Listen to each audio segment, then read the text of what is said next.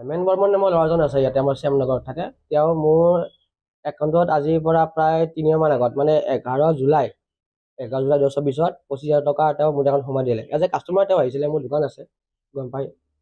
তো তেওঁ 25,000 টকা মোৰ তাত সোমালে। তাৰপাছত সোমাই তেওঁ মোক ক'লে যে আপুনি মোক পইচাটো আপুনি এখন ৰাখক, মোক আপুনি পইচাটো কেছ পইচা উলিয়াই দিয়ক। ঠিক আছে, কাৰণ এইটো মোৰ বিজনেছে, মই তাৰ কাৰণে কিবা এটা পইচা এমাউণ্ট ৰাখোঁ, সেইটো ৰাখি মই তেওঁক 24,700 টকা 300 টকা আমি ৰাখোঁ, 24,700 টকা মই তেওঁক ঘূৰাই দিলোঁ। ঘূৰাই দিয়াৰ পিছত তেওঁ গুচি গ'ল। তাৰ পৰা 2-3 ঘণ্টাৰ পিছতে বেংকৰ পৰা মোক এটা মেছেজ আহিলে যে আপোনাৰ 25,000 টকাটো হোল্ড কৰি দিয়া হৈছে, লাগিলে মই আপোনাক ইমেজখিনি দি দিব পাৰোঁ।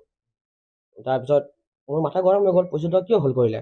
তাৰপিছত নেক্সট দিনা শুক্ৰবাৰ আছিলে, শুক্ৰবাৰে মোৰ ব্যস্ততাৰ কাৰণে মই যাব নোৱাৰিলোঁ, কিন্তু শনিবাৰে আকৌ ছেকেণ্ড ছেটাৰডে আছিল, যাৰ কাৰণে সিদিনাও যোৱা নহ'ল।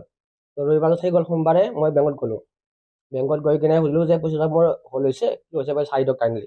ব্ৰাঞ্চ মেনেজাৰটো চাই দিলে, চাই ক'লে যে এইটো এটা ফৰ্ড একাউণ্টৰ পৰা আপোনাৰ পইচা সোমাইছে, যাৰ কাৰণে এইটো পইচা আপুনি কেতিয়াও ইউজ কৰিব নোৱাৰে আৰু সেইটো সদায় হোল্ড হৈ থাকিব। তাৰপিছত মই ক'লোঁ যে এতিয়া কি কৰিব লাগিব। তেওঁ ক'লে যে এটা কাম কৰক, নুমলী থানাত এটা কেছ দিয়ক।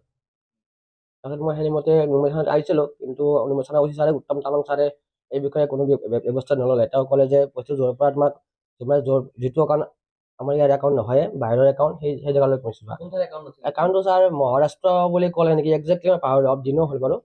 মই কৈছোঁ ইউপি কিবা এটা কৈছিলে আৰু একজেক্টলি মনত নাই বাৰু।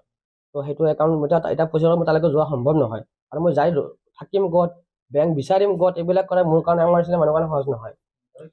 তাৰপিছত মই গুচি আহিলোঁ ঘৰত। গুচি আহি মই হেমেন বৰ্মনক লগ কৰিলোঁ। যিদিনা মানে সোমবাৰে, সেইটো মানে সোমবাৰে ঘটনা সেইটো, যিদিনা মই বেংক গ'লোঁ সিদিনা ঘটনা সেইটো।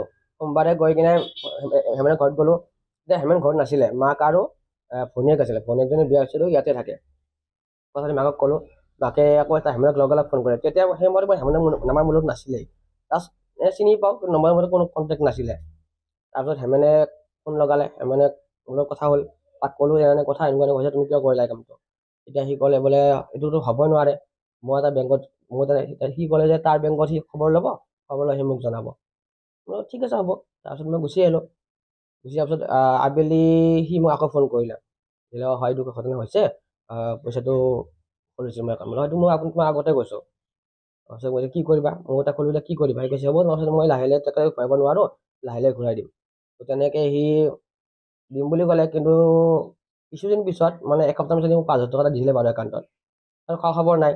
এদিন মই আকৌ তাৰ ঘৰত গ'লোঁ, যাই কিনে এখন তাৰ হাতৰ পৰা এখন মই লিখা ল'লোঁ যে পইচাটো কেতিয়া ঘূৰাই দিবা।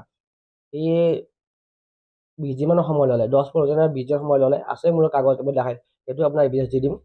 এই 20 দিনৰ সময় ল'লে, দিয়াৰ পিছতো সি কোনো ব্যৱস্থা মোক নল'লে, কিন্তু মানে পইচা মোক নিদিলে। তাৰপিছত মই তাৰ যিহেতু নুমলী থানাই মোক কোনো ব্যৱস্থা গ্ৰহণ নকৰিলে, সেইকাৰণে আমাৰ ইয়াৰে ওচৰত মই দোকান এজন আছে, মই তেওঁলোক চিনাকি হ'লোঁ, চিনাকিটো আগৰ পৰাই আছিলে, তেওঁলোকৰ মই কথা হৈ কিনে তেওঁলোক মই লিগেল পঠালোঁ।